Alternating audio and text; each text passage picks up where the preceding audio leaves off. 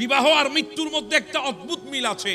বিবাহের মধ্যে তোমার পালকি উঠবে, আর ইন্তেকালের পরে তোমার জানাজার জন্য তোমার খাটিয়া উঠবে। বিবাহের জন্য যখন যাবে তোমাকে মানুষ ফুল ছিটাবে, হ্যাঁ, যখন দুনিয়া থেকে চলে যাবে তখনও তোমাকে ফুল ছিটাবে। পার্থক্য এইটুকু থাকবে, তুমি সেজে বিবাহের জন্য গিয়েছো, আর এখানে তোমাকে সাজিয়ে নিয়ে যাওয়া হচ্ছে। মাহফিল বিবাহেতেও ছিল, মাহফিল মওতের বেলায়ও আছে। ওই মাহফিলে মানুষ হেসেছে, এই মাহফিলে মানুষ কাঁদবে। ওই মাহফিলে তোমার জন্য দুইটা আয়াত ছিল, এই মাহফিলেও তোমার জন্য দুইটা আয়াত আছে। ওই মাহফিলের মধ্যে আলেম দাঁড়িয়েছে, এই মাহফিলের মধ্যে আলেম দাঁড়িয়েছে। পার্থক্য এতটুকু, তোমাকে মানুষ পর আপন করে নিয়েছে, আর এখানে তোমাকে গোরস্থানে দাফন করে দেওয়া হবে। দাফন দাফন দাফন, এতটুকু পার্থক্য, আর কোনো পার্থক্য নাই। এইটুকু হচ্ছে আমাদের জিন্দেগি। আমাদের ভাইরা তো আজকে মনে করছেন গোটা পৃথিবীটা অনেক বড়। আমি বলি পৃথিবীটা বড় না, পৃথিবীটা ওই গোরস্থান পর্যন্ত আমাদের, এইটুকু থেকে গোরস্থান, বাস আমাদের পৃথিবী এতটুকু। আপনি আমেরিকা বলেন, লন্ডন বলেন, জাপান বলেন, ইউক্রেন বলেন, রাশিয়া বলেন, চীন বলেন, আপনি গোটা পৃথিবী কাঁপিয়েছেন। ইউরোপ, আমেরিকা, আফ্রিকা, অস্ট্রেলিয়া কাঁপিয়েছেন, কিন্তু শেষমেশ আপনার যাত্রা ওই গোরস্থান। হায়াত বড় দামি, চলে গেলে সেদিন আফসোস করবেন, কিন্তু এই হায়াত আর ফিরে আসবে না। এজন্য ওয়া হায়াতাকা ক্বাবলা মামাতিক, মৃত্যু আসার আগে হায়াতটাকে মূল্যায়ন করুন, হায়াতটাকে দামি বানান, হায়াতটাকে দামি করেন। দামি এমন ভাবে হায়াতটাকে করেন, যেদিন আপনি চলে যাবেন হাসবেন, গোটা দুনিয়া আপনার মৃত্যুতে কাঁদবে। হায়াতটাকে দামি বানান। চলে আমাদেরকে যেতে হবে, এটা চির সত্য কথা, কেউ রেহাই পায় নাই। আজকে আপনি দাপাচ্ছেন, আপনি আমারে বলেন, আপনি বসেছেন, ওটার কোনো গ্যারান্টি আছে? আপনি এসেছেন, যাওয়ার কোনো গ্যারান্টি আছে? দেন আমারে গ্যারান্টি, আমারে বলেন, আমি আপনাকে গ্যারান্টি দিতে পারবো না। আরে আমরা আরো হাসি, কেন হাসি জানেন? ওই আমাদের দেশে কিছু চায়না জিনিস বের হয়েছে, চায়না মাল আছে না, চায়না মাল বের হয়েছে, আমরা হাসি মাঝে মাঝে, কারণ চায়না মালের কোনো কি নাই, গ্যারান্টি নাই। আমি যদি বলি এখন, হয়তো রাগ করতেই পারেন, আমরা চায়না মালের চাইতে খারাপ। চায়না মাল যেটার গ্যারান্টি নাই, সেটা 5 দিন হলেও টিকে, কমাস কম 10 দিন হলেও টিকে। আমরা তো ওই চায়না মালের চাইতে খারাপ, একটা সেকেন্ডের গ্যারান্টি নেই। একটা সেকেন্ডের গ্যারান্টি আপনি আমাকে দিতে পারবেন না। দুনিয়া থেকে আমাদেরকে চলে যেতে হবে। এজন্য হায়াতটাকে মূল্যায়ন করেন। কিভাবে মূল্যায়ন করবেন হায়াতটাকে? আপনি ওই মালিকের দরবারে ইবাদতে জিন্দেগি কাটিয়ে দেন। আপনার যৌবনটাকে ইবাদতের মধ্যে কাটান। এই যৌবনটা যখন ইবাদতের মধ্যে আপনার কাটবে, বার্ধক্য যখন আসবে, আর ইবাদতে দাঁড়াতে পারবেন না। আছে না সময় আপনি ইবাদতে মনে হচ্ছে একটু মসজিদে যায়, যেতে পারবেন না। মনে হচ্ছে একটু নামাজে দাঁড়াতে পারবেন না। মনে হচ্ছে একটু উজু করি, করতে পারবেন না। সময় এমনটা আসবে, সে সময় ফেরেশতারা ডাক দিয়ে বলবে, আল্লাহ কি লিখতাম বান্দার আমল নামায়, তোমার বান্দার ইচ্ছা আছে কিন্তু শরীর দিচ্ছে না, তোমার বান্দার নিয়ত আছে কিন্তু শরীর তাকে সহযোগিতা করছে না, আজকে দাঁড়াইতে পারছে না, এখন কি করব আল্লাহ? তখন আল্লাহ বলে, ও আমার ফেরেশতা, আমার এই বান্দার যৌবনকালের বালাম খাতাটা আমলের উল্টায়ে দেখ, সেখানের মধ্যে কি আছে। যখন ফেরেশতারা দেখবে যৌবনকালে এই বান্দা আল্লাহর দরবারে সিজদায় পড়েছিল, যৌবনকালে এই বান্দা দিলটা মসজিদের সাথে লাগাইছিল, যৌবনকালে এই বান্দা আল্লাহর দরবারে নিজেকে নামাজের মধ্যে দণ্ডায়মান করে কিয়াম, রুকু, সিজদা করেছে, ফেরেশতারা যখন আল্লাহকে বলবে, আল্লাহ যৌবনটা আপনার ইবাদতে কাটিয়েছে, আল্লাহ বলছে বৃদ্ধকালে পারছে না, নিয়ত তো আছে, অসুবিধা নাই, যৌবনের ইবাদতে যেভাবে সওয়াব লিখেছো এখনো সেভাবে প্রতি ওয়াক্তের মধ্যে সওয়াব লিখতে থাকো, লিখতে থাকো, লিখতে থাকো।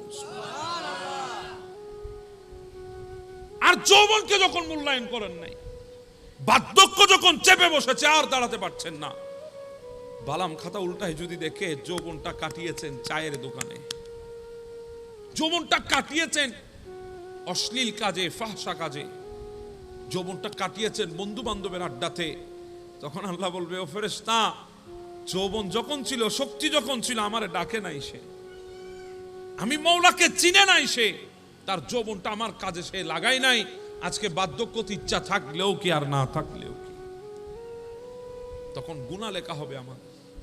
সেজন্য বলছি এই হায়াতটাকে মূল্যায়ন করেন। হায়াতটাকে যখন আপনি হায়াতটাকে মূল্যায়ন করবেন, আল্লাহর দরবারে সিজদায় দিয়ে যখন জিন্দেগি কাটাবেন, তখন আমার আল্লাহ ডাক দিয়ে বলে, হাদা আব্দি হাক্কা, ও ফেরেশতা তাকিয়ে দেখ, এরাই আমার পারফেক্ট বান্দা, এরাই আমার পারফেক্ট বান্দা। ইন্নী উবাহিয়া বিহিল মালাইকা, তখন আল্লাহ ফেরেশতাদের সামনে আমাদেরকে নিয়ে গর্ব করেন। সুবহানাল্লাহ। কাদের সামনে? ফেরেশতাদের সামনে আল্লাহ আমাদেরকে নিয়ে গর্ব করেন। এজন্য বলছি, আজকে আপনি যৌবন পেয়েছেন, আপনার এই যৌবন আপনাকে আজকে এত সুন্দর লাগতেছে। অনেক ভাইয়েরা আছে না, দেখতে কত সুন্দর লাগে, আল্লাযী খালাকা ফাসাওয়াকা ফাআদালা, এত সুন্দর যে বডি আপনার, সুঠাম দেহ, এই দেহটা কে আপনাকে দিয়েছেন? জি বলেন না, কে? আল্লাহ। আপনি আজকে জিমে গিয়ে, আমাদের ছেলেরা অনেকে আছে না, জিমের মধ্যে গিয়ে কি করে? লোহাল গায়ে আছে না, জিমে গিয়ে ব্যায়াম করে, বডি বিল্ডিং করে, বডি বিল্ডার হয়, নিজের শরীরকে সুন্দর করে। হায় হায়, সে জানে না এই সুন্দর শরীরটা ওই জিমওয়ালা দেয় নাই, ওই মওলা দান করেছে, ওই আল্লাহ দিয়েছে এই সুন্দর শরীর। এখানে অনেক মানুষ আছে এক বাহুতে অনেকগুলা জিনিস নিয়ে ফেলতো। আমরা দেখেছি, আপনি তো জিমে গিয়েছেন, জিম করছেন, লোহা নিয়ে নিয়ে জিম করছেন, বিভিন্ন ডাম্বল নিয়ে নিয়ে জিম করছেন, কিন্তু আপনি জানেন না এখানে এমন বুড়া বুড়া মানুষ আছে, সাদা দাড়িওয়ালা আছে, যারা ওই ধান ক্ষেত থেকে ধানের ভার নিজের কাঁধের উপর নিয়ে 2-3টা পূজা নিয়ে নিজের কাঁধের উপর ঘরের উঠানে নিয়ে আসতো। আপনি হাজারো বডি বিল্ডার হয়েছেন, এখনো একটা ধানের ভার নেওয়ার শক্তি আপনার হয় নাই। আপনার চাইতো আরো বেশি শক্তিমান এই মুরব্বীরা ছিল, সাদা দাড়িওয়ালা মানুষগুলা ছিল। আজকে জিজ্ঞাসা করেন যৌবনটা কোথায় গিয়েছে? ইনারা বলবে, চোখ খুলেছি, যৌবনের শক্তি দেখেছি, চোখ বন্ধ করার আগেই যৌবন চলে বার্ধক্যে পৌঁছে গেছি। কথা বলেন ঠিক না? হ্যাঁ, আজকে এই শরীর নিয়ে আপনি এত অহংকার, এত গর্ব। ছোট্ট একটা অসুখে আপনাকে মুহূর্তের মধ্যে কাবু করে ফেলবে। আছে না বান্দা? আমি গতকাল এক বান্দাকে দেখেছি আমার এলাকায়। ওই মানুষটার সাথে আমার 1 মাস আগেও দেখা হয়েছে। কি তাগড়া মানুষ ছিল, কি মোটা সোটা মানুষ ছিল। আমি গতকালকে দেখে হতবাক হলাম। জিজ্ঞাসা করছি, চাচা আপনার এই অবস্থা কেন? বললাম, বাবা আমি কিছু খেতে পারছি না। কেন, কি হয়েছে? বলে, জানি না, ডাক্তার দেখিয়েছি, পরীক্ষা চলছে, চিকিৎসা চলছে, কিন্তু জানি না 1 মাস হয় নাই এই মোটা মানুষ একদম চিকনা হয়ে গেছে। আপনি কোন শরীরের অহংকার করতেছেন? কোন শরীরের অহংকার আপনি করতেছেন? আপনি কোন শরীর নিয়ে আজকে মানুষের দিকে তেড়ে তেড়ে যান? কোন শরীরের শক্তির বিনিময়ে আপনি হাত দিয়ে আজকে মানুষের গলা চেপে ধরেন? কোন শরীর নিয়ে আপনি আজকে অহংকার করতে গিয়ে মানুষের উপরে আজকে জুলুম করতেছেন? ওই শরীর আপনার কথা শুনবে? বলেন, আপনার কথা শুনবে? যদি অসুখে যদি আপনারে ধরে, রোগে যদি আপনারে পেয়ে বসে, ওই তাগড়া যুবক পর্যন্ত মেডিকেলের বেডে অসহায় হয়ে যায়, অসহায়। কথা বলেন ঠিক না? আপনি কোন শরীরটা নিয়ে আপনি গর্ব করছেন মালিকের? আপনি শুকর আদায় করেন, আল্লাহ আপনাকে আমাকে একটা সুন্দর শরীর দিয়েছে। এই সুন্দর শরীরটা আমরা পেয়েছি, আল্লাহর দরবারে শুকর আদায় করা দরকার আমাদের। এই সুন্দর শরীরটা আল্লাহ আমাদেরকে দিয়েছে, আমাদের আল্লাহর দরবারে শুকর আদায় করা দরকার। আমরা শুকর আদায় করি নাই, আমরা আজকে অহংকার করতেছি। অহংকার ফি আইয়ি সূরাতিন মা শাআ রাক্কাবাক, এই সুন্দর সূরত নিয়ে, সুন্দর চেহারা নিয়ে আমাদের কত আজকে অহংকার। গ্লাসের সামনে গিয়ে, মিররের সামনে গিয়ে মুস্কি মুস্কি হাসি, আছে না? আয় হায়, আমার এই চেহারার ক্রাশ হাজার নারী। আপনি হাসতেছেন এই চেহারার সৌন্দর্য নিয়ে, অথচ জানেন না আমাদের চাইতে আরো সুন্দর মুরব্বীগুলা ছিল। আজকে সবগুলা বটে শটে। কথা বলেন ঠিক না? আজকে বটে গেছে। হ্যাঁ, ইনারাও ছিলেন একদিন যুবক। ঘরে 5 মিনিট দেরি করে আসলে আমাদের চাচিদের কাছে জবাবদিহিতা করতে হতো, কোথায় গিয়েছো, রাত কেন হয়েছে। আজকে জিজ্ঞাসা করেন, 3 ঘন্টা দেরিতে গেলেও জিজ্ঞাসা করে না। জি বলেন না? আমি ভুল বলেছি মনে হয়? সময় এমন ছিল, 5 মিনিট দেরিতে গিয়েছে, জিজ্ঞাসা করেছে, জবাব দিতে হয়েছে। 5 মিনিট দেরি কেন হলো? আজকে বৃদ্ধ হয়ে গেছে। জিজ্ঞাসা করেন বুড়া বাবাগুলার কাছে, 3 ঘন্টা দেরিতে গেলেও আজকে জিজ্ঞাসা নাই। কথা বলেন ঠিক না? এই জিন্দেগি এতটুকু, এতটুকুই জিন্দেগি। আপনি যে জিন্দেগি নিয়ে বড়াই করছেন, জিন্দেগি এতটুকু। আপনি নিজের জিন্দেগিকে মাওলার প্রেমে কাটিয়ে দেন, দেখবেন গোটা দুনিয়া আপনি না থাকলেও আপনাকে স্মরণ করছে। গোটা দুনিয়া আপনার জিকির করছে, আপনার ফিকির করছে, আপনার কথা স্মরণ করছে। এজন্য বলছিলাম, দুনিয়া থেকে যাওয়ার সময় এমন ভাবে যাবেন আপনি হাসবেন, গোটা দুনিয়া কাঁদবে। মনে কষ্ট নিয়েছেন আমার কথাগুলা? এটাই সত্য। হযরতে সৈয়দনা ফারুক আজমের জামানায় এক যুবক ছিল। সৈয়দনা ফারুক আজমের জামানায় 5 ওয়াক্ত নামাজ সে মসজিদে গিয়ে পড়ত। কয় ওয়াক্ত নামাজ মসজিদে গিয়ে পড়তেন? তো যে রাস্তা দিয়ে মসজিদে নববীর মধ্যে যেতেন, ওই রাস্তার এক পাশে এক দুশ্চরিত্রা মহিলার ঘর ছিল। কার ঘর? দুশ্চরিত্রা এক মহিলা, খারাপ মহিলা। অসুবিধা হচ্ছে আপনাদের? দুশ্চরিত্রা মহিলার ঘর ছিল। ওই মহিলা যুবকটাকে হাত চানে দিয়ে ডাকতো, কিন্তু যুবক সেদিকে ফিরেও তাকাতো না। যুবক যুবকের মতো চলছে। শয়তান আছে না নাই? জীবনে আছে না নাই? আছে। সব কানে আছে, আছে না? সব কানেই তো আছে। আপনি ভালো কাজে যাবেন, আপনাকে বাধা দিচ্ছে, যাস না। আপনি মসজিদে যাবেন, দেখবেন শয়তান আপনার বন্ধু বান্ধবের সুরত উপস্থিত, আমাদেরকে ছেড়ে তুই মসজিদে যাবি? আরে বাবা, আড্ডাটা শেষ করে, এখনো তো টাইম আছে। আপনিও বসে গেছেন আড্ডা। সেজন্য আমি বলি, আপনি জেদ দেখান, জেদ জেদ। যেই জিদে আপনি বাংলাদেশ ছেড়ে বিদেশে গিয়ে টাকা উপার্জন করে মানুষকে দেখিয়ে দিয়েছেন, ওই জিদটা এখানে দেখান। বন্ধু যদি বলে যাস না, কিছুক্ষণ পরে যাস, আপনি বলবেন তুই থাম, আমি আগে আমার রবের ডাকে সাড়া দিয়ে আসি। তুই থাক আমার অপেক্ষায়, আমি আমার রবের ইবাদত অপেক্ষা রাখতে পারবো না, আমাকে যেতে হবে। আপনি যান, আপনি জিদ দেখান এই জায়গায়। সকালবেলা আপনি 3টা, 3:30, 4টা পর্যন্ত মোবাইল টিপেছেন, যখন ফজরের আজান হবে আপনারা শয়তান বলতেছে ঘুমা, এখন ঘুমা, বাস হয়েছে, আর টিভিস না মোবাইল, এখন ঘুমাই যা। আপনি এখানে জেদ দেখান, পিঠে বিছানায় টানবে, আপনি বলবেন না, আমি আর পিঠটাকে বিছানায় রাখবো না। এই বিছানার মধ্যে যে পিঠটা রাখার জন্য যে মালিক আমাকে দিয়েছে, আমি সেই মালিকের জন্য পিঠটা নিয়ে দাঁড়িয়ে যাব। আপনি জিদ দেখান এই জায়গায়। এখন তো আমরা জিদ দেখাইতে জানি না। আমরা জিদ দেখাই কেমনে? তুই সুন্দরী মেয়ে বিয়ে করছস, আমি করিলি এসো। কথা বলেন ঠিক না? তুই 5তলা বিল্ডিং তুলছস, আমিও তুলবো 5তলা বিল্ডিং। আমরা জিদ দেখাই এখানে। একবারও তো জিদ দেখাইতে পারলেন না। একজন বান্দা 5 ওয়াক্ত নামাজ মসজিদে পড়ে, আমি কেন পারি না? আমাকেও পারতে হবে। আমি এই জায়গায় তো জিদ দেখাইলাম না। জিদ এখানে দেখান যেখানে সফলতা আছে। আপনি তো সফলতা এখন দুনিয়ার মধ্যে খুঁজতেছেন, আপনি জানেন না সফলতা কোথায় আছে। দৈনিক 5 ওয়াক্তে 5 বার মুয়াজ্জিন আপনাকে ডাক দিচ্ছে, 10 বার ডাক দিচ্ছে 5 বারের মধ্যে। 5 বার আজানে 10 বার ডাক আসতেছে, হাইয়া আলাল ফালাহ, আয় কল্যাণের জন্য আয়, সফলতার জন্য আয়। সফলতা দুনিয়ায় না, সফলতা আল্লাহর ঘর মসজিদের মধ্যে আছে। যুবক মসজিদে যাচ্ছে, হাত চানি দিয়ে ডাকে, চোখ ফিরায় না, নজরও দেয় না, মসজিদে যায়। শয়তান একদিন চেপে বসেছে। ওই মেয়ের হাতছানিতে একদিন ছেলের মন গলে গেছে। যৌবন ভেতরে, যৌবন আছে, যৌবনের একটা তাড়া আছে না নাই? আছে। যুবক আস্তে আস্তে মেয়েটার পাশে ঘেঁষতে লাগলো। এভাবে কয়েকদিন কথাবার্তা হলো। হঠাৎ একদিন মেয়েটা তাকে অফার দিল, আজকের রাত যখন গভীর হবে আসবা আমার ঘরে, আমি সেজে গুজে বসে থাকবো। বেয়াদবি মাফ করবেন, এটা তাফসীর ইবনে কাসীরের মধ্যে বর্ণনা হচ্ছে। আসবা আমার ঘরে, আমি সেজে গুজে বসে থাকবো। আমার যৌবন তোমার জন্য আমি আজকে উজাড় করে দেব, তোমার যৌবন তুমি আমার জন্য আজকে উজাড় করে দেবে। নাউজুবিল্লাহ। ওই বান্দা বলে ঠিক আছে, অসুবিধা নাই। যাচ্ছে ঘরে, মনে মনে চিন্তা করছে, জিন্দেগিতে তো মা বাবার সাথে কোনোদিন মিথ্যা কথা বলি নাই। আজকে গভীর রাতে বের হলে মা বাবাকে কি বলে বের হব? কি বলবো আমি তাদেরকে? আজকে শয়তান তার রেডিমেড কথা তৈরি করে দিয়েছে। সে মিথ্যা বলেছে মা বাবাকে।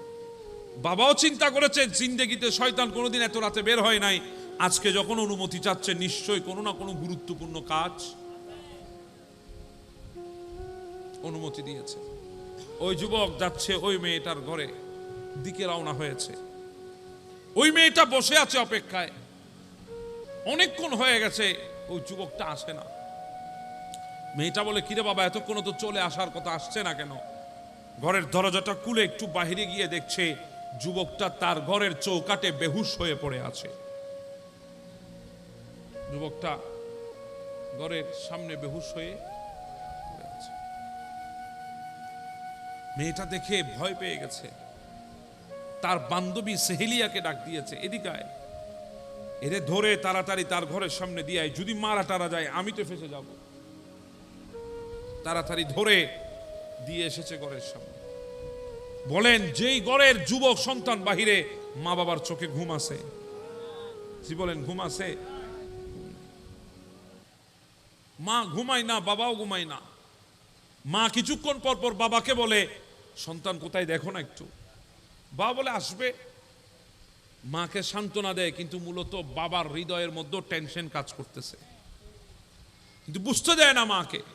বলে, তুমি একটু বেশি চিন্তা করো। চিন্তা করি না, ছেলে তো বড় হয়েছে, আসবে হয়তো। কিন্তু এই হয়তোর মধ্যে বাবার চিন্তা আরো বেশি। কথা বলেন ঠিক না? বসে আছে, অনেকক্ষণ হয়ে গেছে। মা বলে, এবার একটু বাইরে গিয়ে দেখো না। ঘরের দরজা খুলে দেখছে সন্তান চৌকাঠের মধ্যে পড়ে আছে। তাড়াতাড়ি ধরে ঘরের ভেতর এনে জ্ঞান ফিরে আসলো। বাবা, কি হয়েছে তোমার? তুমি বেহুশ হয়ে গেছে কেন? বলে, বাবা অনেক লম্বা কথা। বলে, কথাটা বলো না। বলে, বাবা জিন্দেগিতে তোমাদের সাথে প্রথম মিথ্যা বলে গিয়েছিলাম। কোথায় গিয়েছিলা? এক দুশ্চরিত্রা মহিলার সাথে দেখা করতে। সে আমাকে অফার দিয়েছে, আমি তার অফার লুপে নিয়েছি, আমি গিয়েছি সেখানে। তুমি বেহুশ অবস্থায় ঘরের চৌকাঠে কেমনে আসলা? বলে, বাবা আমি যখন তার ঘরের চৌকাঠে গেলাম, বারবার উপরের দিকে তাকালাম, হঠাৎ করে উপর থেকে আওয়াজ হচ্ছে, ইত্তাকুল্লাহ। কাকে ভয় করো? আল্লাহকে ভয় করো। বাবা এই শব্দটা যখন আমার কানে এসেছে, আমার হৃদয়ের মধ্যে একটা কম্পন সৃষ্টি হয়ে গেছে। সহ্য করতে পারি নাই ওই কম্পন, জমিনে বেহুশ হয়ে পড়ে গেছি। এরপরে কি হয়েছে বাবা আমি জানি না, আমি কেমনে আসলাম এখানে। এই কথাগুলা বলতে না বলতে যুবকটা দুনিয়া থেকে বিদায় হয়ে গেছে, মারা গেছে। যুবকটা যখন দুনিয়া থেকে চলে গেল, বাবা তার জানাজা দিয়েছে, দাফন করেছে। এদিকে ফারুক আজম জিজ্ঞাসা করছে, কিরে বাবা, একটা যুবক আসতো 5 ওয়াক্ত নামাজ মসজিদে নববীতে আদায় করতো, ওই ছেলেটা আজকে কয়েকদিন দেখছি না। তখন একজন ডাক দিয়ে বলে, হুজুর ওই ছেলেটা তো মারা গেছে।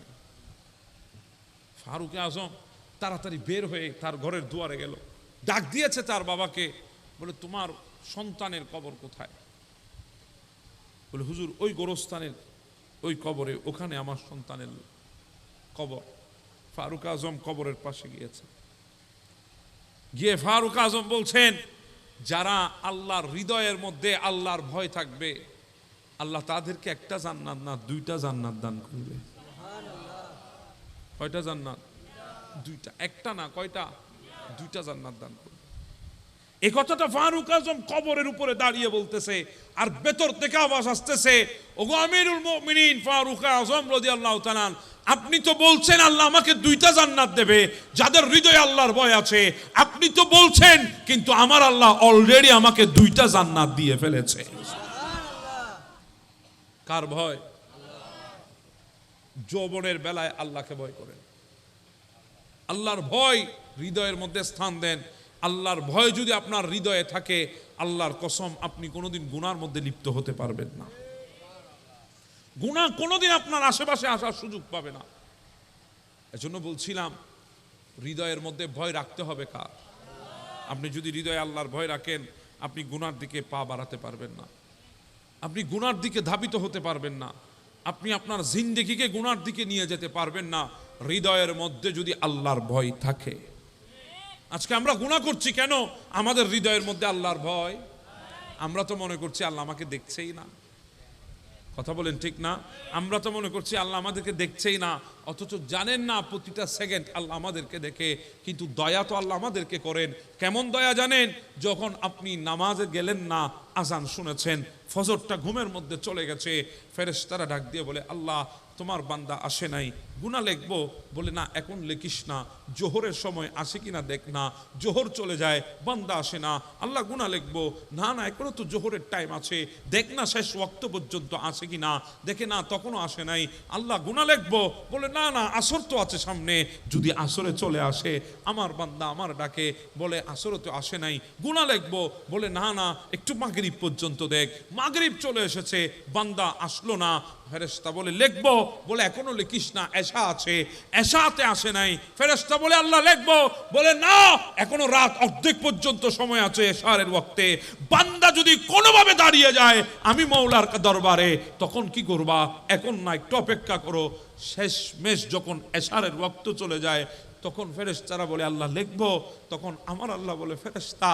চেয়েছিলাম বান্দারে বাঁচাইতে, চেয়েছিলাম বান্দারে দিতে, যদি একটা বার আমার ডাকে যদি চলে আসতো বান্দারে সব দিয়ে দিতাম, এত দয়া আল্লাহ আমাদেরকে করেন, আমাদেরকে এত বেশি দয়া বান্দার প্রতি আল্লাহ করেন, যদি বান্দা কোনো গুনাহ করার ইচ্ছা করে আল্লাহ গুনাহ লিখতে দেয় না ফেরেশতাকে, কিন্তু কোনো সওয়াব করার ইচ্ছা করলে করে নাই, শুধু ইচ্ছা করেছে, আল্লাহ বলে তাড়াতাড়ি নেকি লিখে দেয়, তাড়াতাড়ি লিখে দেয়। সুবহানাল্লাহ, এত বেশি দয়া আল্লাহ আমাদেরকে করে।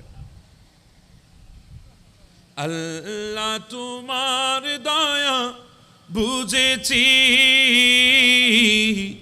বুঝেছি বহুদিন পর, আল্লাহ তোমার দয়া বুঝেছি, বুঝেছি বহুদিন। অসুবিধা হচ্ছে আপনাদের, একটু মুখে মুখে বলেন না, আল্লাহ তোমার দয়া বুঝেছি, বুঝেছি বহু, ভেবেছি দুনিয়া কত যে আপন, আসলে দুনিয়াটাই পর, আল্লাহ তোমার দয়া বুঝেছি, বুঝেছি বহুদিন, আল্লাহ তোমার দয়া বুঝেছি, বুঝেছি বহুদিন। আল্লাহ এত বেশি দয়া আমাদেরকে করে, এজন্য আমরা দয়া চাইবো কার? জি বলেন কার? আল্লাহ। জান্নাতে এক বান্দাকে দেখে আপনাদের কষ্ট হচ্ছে, আমি দেখতেছি, আমি এখনই শেষ করছি এই কথার পরে। জান্নাতে এক বান্দাকে ফেরেশতারা দেখবে, জিজ্ঞাসা করবে, ও আল্লাহর বান্দা তুমি কোন আমলের বিনিময়ে জান্নাতে এসেছো, আমলটা কি? ওই বান্দা বলবে আমি জানি না, এমন কোন আহমরে আমার কোনো আমল নাই যে আমলের বিনিময়ে আমি তোমার আল্লাহর জান্নাতে আসতে পারবো। ফেরেশতারা বলে একটু চিন্তা করে দেখ না। অনেকক্ষণ পর ওই বান্দা বলে হ্যাঁ আমার একটা আমল আছে। কি আমল? বলে যখন আমার উপর মুসিবত আসতো, কষ্ট আসতো, আমার আপনজন চলে যেত, আমি শুধু বলতাম মালিক আমি তোমার সিদ্ধান্তের উপরে সন্তুষ্ট।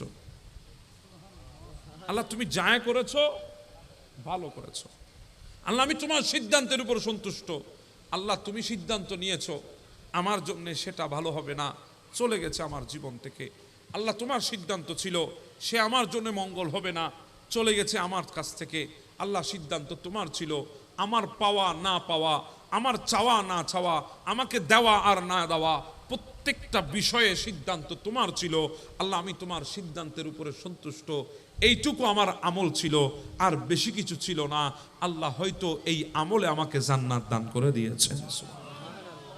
দেখেন প্রত্যেকটা ক্ষেত্রে সন্তুষ্ট কার উপর? জি বলেন না কার উপর? আল্লাহর উপর। আল্লাহর উপর তাওয়াক্কুল করেন, জিন্দেগি আল্লাহর উপর সুপর্দ করেন। আপনি জিন্দেগি নিয়ে টেনশন করবেন না, জিন্দেগি দিয়েছেন কে? আল্লাহ, সেই জিন্দেগি কিভাবে চলবে সেটাও ব্যবস্থা করবেন কে?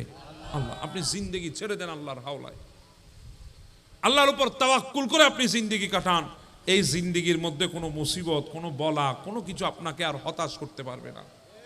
আরে বাবা, আমরা তো হযরতে আইয়ুব আলাইহিস সালামের মতো সেই দুঃসময় এখনো আমাদের আসে নাই, রাজত্ব চলে গেছে এক রাতে, জিন্দেগি পাল্টে গেছে এক রাতে, সন্তান মারা গেছে চোখের সামনে, পশুর পাল, ব্যবসা বাণিজ্য সব দুলিশাত হয়ে গেছে এক রাতে, সব আল্লাহ নিয়ে নিয়েছেন এরপরও একটা কথা বলেছেন, আলহামদুলিল্লাহ।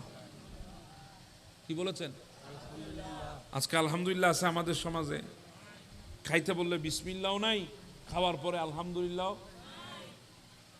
আরে বাবা, খাবার তো রাস্তার কুকুরও খায়। আমি তো মুমিন, আমার খাওয়া রাস্তার কুকুরের খাওয়ার মধ্যে বেশ কম থাকতে হবে। খাবার তো রাস্তার কুকুর বিড়ালে পর্যন্ত খায়, আমার খাবার তার খাবার মধ্যে তফাৎ আছে। আমি মুমিন, আমাকে বিসমিল্লাহ বলে শুরু করতে হবে। এখন দেখেন আমাদের সমাজের মধ্যে, আমি কথাগুলো বলছি, আপনারা হয়তো মনে কষ্ট পাচ্ছেন কিনা আমি জানি না। আমাদের সমাজে এমন আছে, আজকে দেখবেন তার রুজি রোজগারের মধ্যে কোনো কমতি নাই, ইনকাম অনেক বেড়ে গেছে। আগে 10,000 টাকা স্যালারি থাকলে এখন 20,000 টাকা, 40,000 টাকা পর্যন্ত তার মাসিক বেতন। আগে 1 লাখ টাকা কামাইলে এখন 2-3 লাখ টাকা কামায় এক রাতে, একদিনে। কথা বলেন ঠিক না? তাকে গিয়ে জিজ্ঞাসা করেন কেমন আছো, বলে বাবা এত বেশি ভালো নাই। কেন? বলে এটা এত টাকা কামায়, কোন দিকে যায় আল্লাহ বেহতর জানে। কথা বলেন ঠিক না? আগে গোটা ফ্যামিলিতে 10 জন ফ্যামিলি মেম্বার হলে একজনে কামাইতো, 9 জন বসে বসে খাইতো। এরপরও আমাদের বাবারা কিছু কিছু টাকা জমাইতে পারতো, সেভিং করতো, জায়গা সম্পদ কিনতো। আজকে 10 জনের মধ্যে 9 জন কামায়, এরপরও অভাব আর অভাব। কেন জানেন? আমাদের সমাজে, আমাদের দেশে ইনকাম বেড়েছে, বরকত চলে গেছে। কি চলে গেছে? ইনকাম এক জিনিস, বরকত আরেক জিনিস। বরকত টাকা দিয়ে পাওয়া যায় না, বরকত এখন ওই বরকতুল্লাহর নামের সাথে। আমাদের ঘরে আর কোনো বরকত নাই। কেন জানেন? আমাদের ঘরে বিসমিল্লাহ উঠে গেছে। আমরা এখন খাবার খাইতে বসি, বলেন না? আমি ভুল বলছি মনে হয়? খাবার খাইতে বসেছি, কথা বলেন ঠিক না? আল্লাহ আছে না? আপনি আর আমার কথা বাদ দেন, ছোট ছোট ছেলে খায় না কেন? বলে না এখন খাবে না, তাকে মোবাইলটা দিলেই খাইতে বসবে। জি বলেন না, ঠিক না বেঠে? কি দিলে? কেন? এই ছোট ছেলেও বুঝি দুনিয়াতে এসে বুঝে গেছে মোবাইল আছে দুনিয়াতে।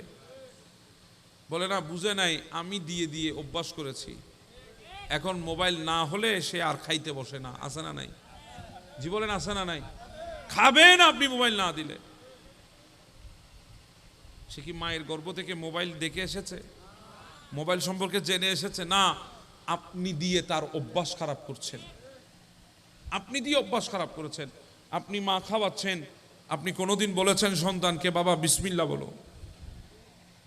শিক্ষা দিয়েছেন? আদত তো আপনি করেন নাই, অভ্যাস তো আপনি করান নাই। আপনার সন্তান বড় হয়েছে, আজকে বিসমিল্লাহ তার জুবান দিয়ে কোত্থেকে আসবে?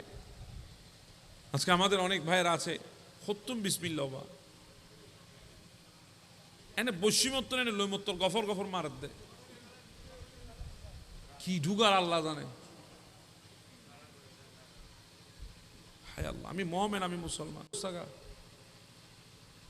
আর খানার তরিকা ইল্লাকা, আর খানার তরিকা অন্য পারে। 5-6 জন 7-8 জনে বসেছেন খাইতে, দেখবেন যে বাড়ি দিতেছে, ইতে বাড়ি দিয়ে বসতে পারে না, ওইটা হয়তো আর দুয়ো দাও না। আমি ভুল কই দিনা হনো বা ইতার বেগুনিয়া গোসত দেখো রসুল আনবা আছে না বাজি?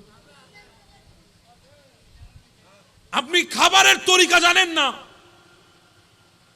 আপনি আবার সভ্য জাতি। আপনি খাইতে গেছেন, কিভাবে খাইতে হয় আপনি জানেন না। আমার নবী আমাদেরকে সেই শিক্ষাটাও দিয়েছে। আমার নবী বলেছে উম্মত যখন খাইতে বসবা আগে সবার প্লেটে খাবার গিয়েছে কিনা দেখো। 8-10 জন মিলে যখন খাইতে বসবা, আমার নবী আমাদেরকে ভ্রাতৃত্ববোধ খানার টেবিলে শিক্ষা দিয়েছে। খাবারের টেবিলে আমাদেরকে ভ্রাতৃত্ববোধ শিখিয়েছে। খাবার আগে সবার প্লেটে প্লেটে গিয়েছে কিনা দেখো। ডান দিক থেকে শুরু করবা। কোন দিক থেকে? আর ডাইনো নসিনি, বামও নসিনি, আছে না নাই? এখন আর ফল বোধ টিয়া দিলি, কিছু দিলি, তাহলে হয়তো খনাতে খাইতু গেলি ফানিল মত্তর। বাম হাত কোথায় ব্যবহার করতে হবে, ডান হাত কোথায় ব্যবহার করতে হবে, এতটুকু বুঝার জ্ঞানও আমাদের নাই। এই ডান, এটা বড় নিয়ামত। আপনি দেবেন ডানে, নেবেন ডানে, বাম শুধু এক জায়গায়, শুধু কোন জায়গায়? ওই প্রাইভেট জায়গায়, যেখানে সেখানে বাম ব্যবহার করবেন না। কেউ বাম হাতে কিছু দিলে আপনি তাকে শিখিয়ে দেন, বাবা বাম হাতে দিও না, ডান হাতে দাও। আমাদের মুরব্বীরা আমাদেরকে শেখাতো, আমরা যদি নামার সময় বাম হাত বাড়াতাম, মুরব্বীরা বলতো বাবা বাম হাত না ডান হাত দাও, ডান হাতে নাও। সুবহানাল্লাহ। ডানের মধ্যে বরকত আছে না নাই? আমার নয় বলে ডান দিক থেকে শুরু করো। কোন দিক থেকে? ডান দিক। সবার পেটে খাবার গিয়েছে কিনা দেখো, যদি যায় এবার বসে বলো বিসমিল্লাহি ওয়ালা বরকতিল্লাহ, শুরু করো। দেখবা তুমি এক প্লেট নিয়েছো, ওখানের মধ্যে আল্লাহ বরকত দান করেছে। এনে বৈশ্যমত্তর লইমত্তর গফর গফর নমাজ্জু এ তো বোধকে লইমত্তর এনে সিয়ারা শুধু উল্লে মারাত দে ওমা আমা নো সাবার বোধকে সাবানিও তো বন্ধ করে দি, শুধু গোঁত গোঁত গিলে দেবা। আমার নয় বলেছে নেড়ে চেড়ে খাবা, এক পাশ থেকে খাবার প্লেটের এক পাশ থেকে নেড়ে চেড়ে খাবে, ছোট ছোট করে নেড়ে চেড়ে 3 আঙ্গুল দিয়ে আস্তে আস্তে করে চিমটি দিয়ে খাবে। তুমি খাবার, ওই খাবারের মধ্যে আল্লাহ বরকত দান করবে। আমার নবী আমাদেরকে শিক্ষা দিয়েছে, উম্মত নিজের ঘরে যদি 2 প্লেট খাও, কোথাও দাওয়াতি মেহমান হয়ে গেলে সেখানে 1 প্লেট খাবে।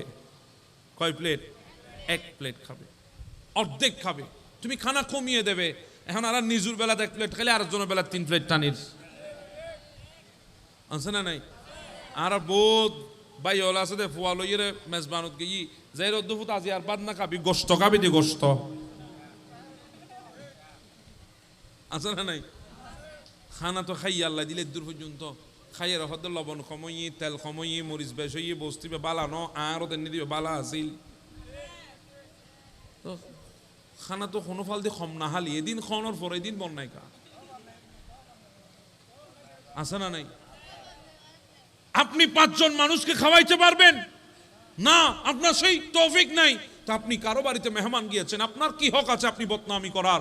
অথচ আমার নবী সুন্নত দেখেন, আমার নবী একদিন মেহমান হয়ে গিয়েছেন, খাবার খাচ্ছেন, হঠাৎ একজন সাহাবী বলে উঠলেন খাবারে লবণ কম হয়েছে। আমার নবী ডাক দিয়েছেন, খামোশ, কোনো কথা বলবা না, যদ্দুর হয়েছে তদ্দুর আলহামদুলিল্লাহ, দোয়া করো সাহাবী দাওয়াতের জন্য, আল্লাহ তার রিজিক বাড়িয়ে দেবে, আল্লাহ তোমার রিজিকও বাড়িয়ে দেবে। কোনো কথা বলা যাবে না, যদ্দুর করেছে তৌফিক, যদ্দুর দিয়েছে তদ্দুর হয়েছে, তুমি বিসমিল্লাহ বলে কবুল করে দোয়া করে চলে আসবা।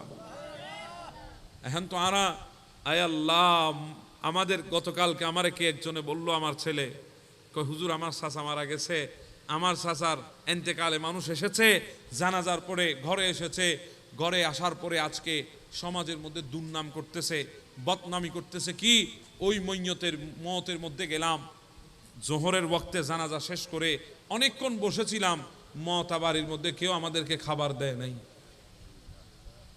মনত দিবে মৈতুনো, মনত দিবে জিবে মসজিবে বুল করে গিয়ে তাগুদ্দিন বাজার সাজার করি দেওয়া আছে। আমাদের চিন্তা দেখেছেন আপনি? এখন আমি বললে আপনারা রাগ করবেন। আমাদের সমাজ এখন এমন হয়ে গেছে, আমাকে কর্জ করে হলেও মৈয়তের জন্য আমাকে মেজবান দিতে হবে, গ্রামীণ ব্যাংক থেকে লোন তুলে হলেও আমাকে মেজবান দিতে হবে। মেজবান দিলে আপনার মৈয়ত, আপনার মা বাবা জান্নাতে চলে যাবে। জি বলেন না? হ্যাঁ, মেজবান দেওয়া 100 বার জায়েজ আছে, 100 বার জায়েজ আছে। আপনি মা বাবার জন্য মেজবান দেন আপনার তৌফিক অনুসারে, আপনাকে দেখানোর জন্য মেজবান দিতে বলা হয় নাই, আপনার তৌফিক অনুসারে আপনি মেজবান দেবেন। এমন কুলাঙ্গার আমাদের সমাজে আছে, মা বাবা বেঁচে থাকতে 1000 টাকা দিয়ে ডাক্তার ফিস দিয়ে ডাক্তার দেখাইতে পারে নাই, একটা ভালো মেডিকেলে নিয়ে গিয়ে চিকিৎসা করাইতে পারে নাই, মা বাবা মরার পরে 2 লাখ টাকা নিয়ে এসেছে মেজবান দেওয়ার জন্য। আপনি মনে করেছেন মেজবান দিলেই মা বাবার হক আদায় হয়ে গেছে।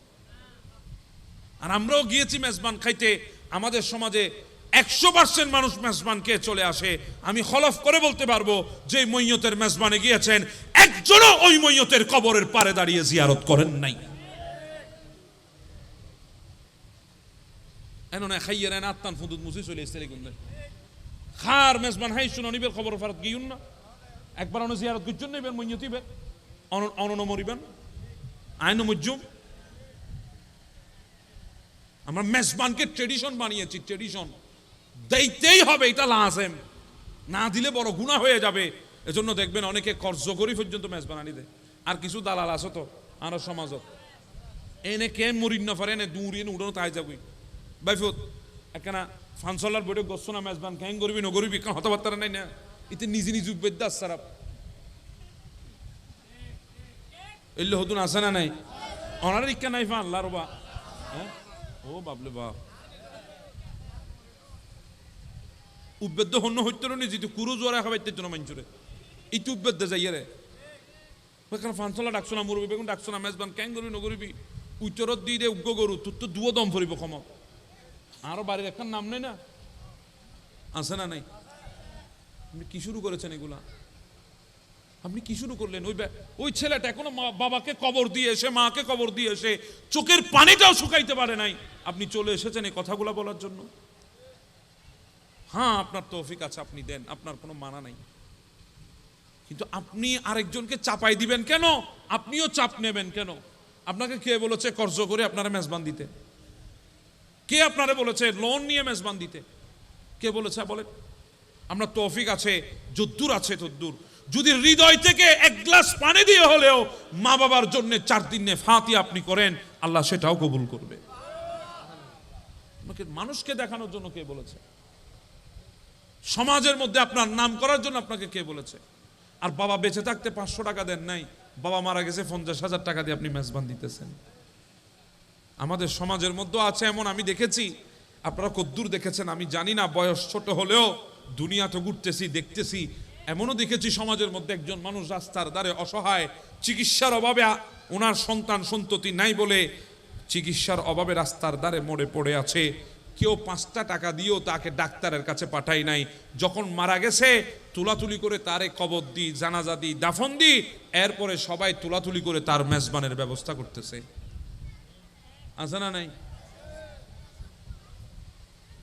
ওই মানুষটার জিন্দেগি আপনার জন্য মূল্যায়ন হয় নাই আপনি মূল্যায়িত করতে পারেন নাই ওই মানুষকে ওই মানুষের মরার পরে মেজবান এটাকে আপনি মূল্যায়ন করতেছেন হায় আল্লাহ আল্লাহ আমাদেরকে বুঝার তৌফিক দান করুন অনেকে বলবেন হুজুর মেজবানের আমি মেজবানের বিরুদ্ধে না 100% মেজবান জায়েজ আছে আপনি দেন 4 দিনে ফাতিহা মা বাবার কোরআন মেজবান দেন কোনো অসুবিধা নাই আপনার যদি তৌফিক থাকে 10টা গরু দিয়ে আপনি মেজবান করান কোনো সমস্যা নাই আমি বলছি তৌফিক নাই আপনার আপনাকে কে বলেছে কর্জ করে মেজবান দেওয়ার জন্য আপনি মা বাবাকে দেখতে পারেন নাই জিন্দেগিতে হায়াত থাকতে অবস্থায় মা বাবার চিকিৎসা করাইতে পারেন নাই মা বাবা গ্রামের ঘরে গ্রামের বাড়িতে দুকে দুকে অসুস্থ অবস্থায় সেবা যত্নের অভাবে দুনিয়া থেকে চলে গেছে আপনি শহর থেকে মরার পরে এসেছেন 2 লাখ টাকা খরচ করে মেজবান দিতে আপনার মতো নাফরমান কুলাঙ্গার সন্তান পৃথিবীতে আর নাই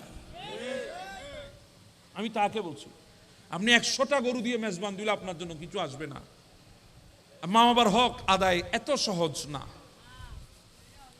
আল্লাহ আমাদেরকে বোঝার তৌফিক দান করুন আমরা বেগম গুসাইন দফা আল্লাহ খানা কি দিয়ে শুরু করিবেন দে বিসমিল্লাহ শুরু করিবেন খানার পরে আলহামদুলিল্লাহ আল্লাহ শুকর আদায় করিবেন হাত শুকর আল্লাহ শুকর আমাদের মা বোন অনেকে খাবার পরিবেশন করেন ইনাদেরকে আমার নবী তরিকা দিয়েছে কি তরিকা জানেন আমার নবী বলেছে যখন খাবার ডেকসি থেকে বাড়বে পরিবেশন করবে ডেকসি তুমি যাতে খানা লইবু এই সময় একখানা মাথার মধ্যে কি দিবেন ইন আগেকার মাইফলতা আসিল মাথাত খদন সারা ডেকসির ডাং না নদুচ্চ হ্যাঁ না আর মা হলতা আছে দেরি কিন্তু অনেক শহর যাই শোন ও মারে মারে মারে